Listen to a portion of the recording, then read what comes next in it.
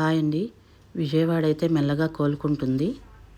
కృష్ణా బ్యారేజ్కి పెను ప్రమాదం అయితే తప్పిందండి. నీటి ఉధృతి కొంచెం తగ్గింది.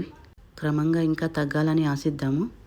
లోతట్టు ప్రాంతాలైతే ఇంకా జలమయమై ఉన్నాయి. బుడమేరు చుట్టుపక్కల ప్రాంతాలకైతే సహాయ చర్యలు జరుగుతున్నాయి. కానీ చాలా చోట్ల ఫుడ్కి, మెడిసిన్స్కి వాటికి ఇబ్బంది పడుతున్నారండి. ఇంకా కొంతమంది అయితే నీట మునిగిన ఇళ్లల్లో ఉండి సహాయం కోసం ఎదురు చూస్తున్నారు. వాళ్ళందరికీ సహాయ చర్యలు అందాలని కోరుకుంటున్నాం. హైదరాబాద్లో భారీ తుఫాను హెచ్చరిక జారీ చేశారండి. అక్కడ వర్షాలు ఎక్కువగా పడితే కనుక మనకి నీటి వృద్ధి అనేది ఎక్కువ అవుతుందండి.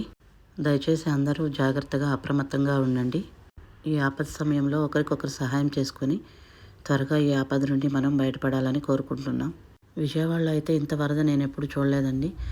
ఇలా వరద రావటం నాకు చాలా బాధగా అనిపించింది. ఇవైతే మా ఇంటి దగ్గర ఉన్న దృశ్యాలండి. నిన్నైతే ఈ స్టెప్స్ అన్నీ నీటితో మునిగిపోయాయి. ఇప్పుడైతే కొంచెం వాటర్ వెనక్కి వెళ్ళాయి.